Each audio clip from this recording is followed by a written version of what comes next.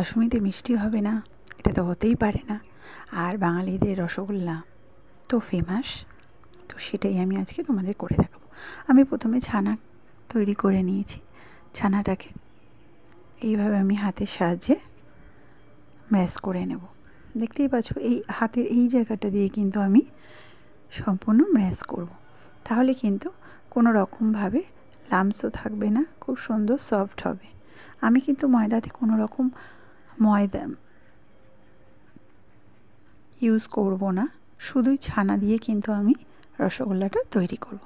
তো সেটাই কিভাবে তৈরি করছি তোমরা ভালো করে দেখে নাও। তোমরাও তাহলে দোকান থেকে না কিনে বাড়িতে কিন্তু তৈরি করতে পারবে।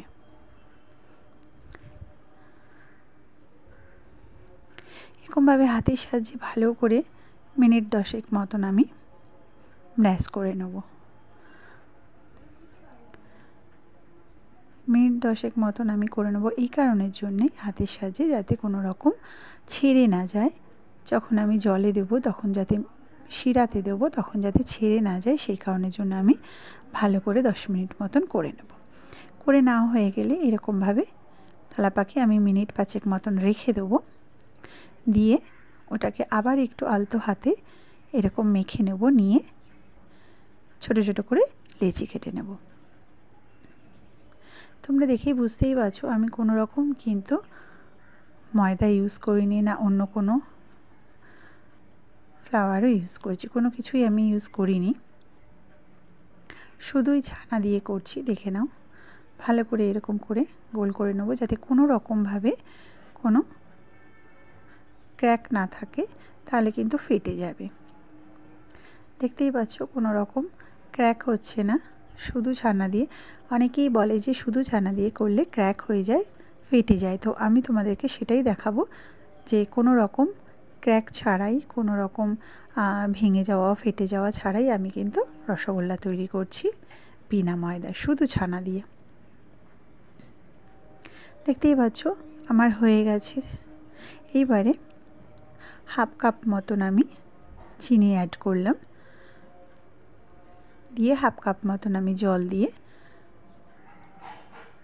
শিরাটা তৈরি করতে দিয়ে দিলাম।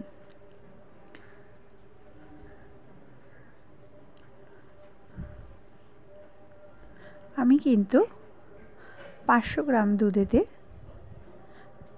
500 লিটার দুধেতে কিন্তু করেছি, এর বেশি করিনি। 500 লিটার দুধেতে যেটুকু ছানা হয়েছে আমি সেইটুকু ছানাতেই কিন্তু করে দিচ্ছি।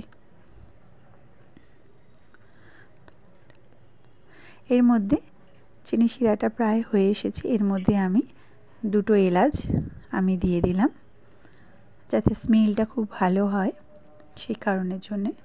দেখতে পাচ্ছ শিরার কালারটা কিন্তু আস্তে আস্তে চেঞ্জ হচ্ছে।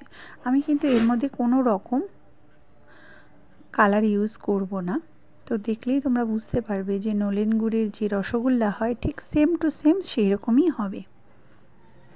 অনেকে কালার ইউজ করে, আমি কিন্তু কোনো রকম কালার ইউজ করব না।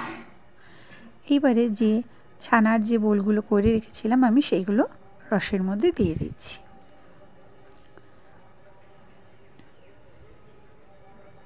দিয়ে প্রায় 20 মিনিট মতন আমি ফুটিয়ে নেব। যখন চিনি শিরাটা পুরোটা অ্যাবজর্ব হয়ে যাবে তোমরা দেখতেই পাবে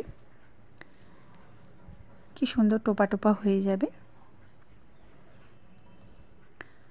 দেখেই মনে হবে যে বাইরের কেনা রসগোল্লা।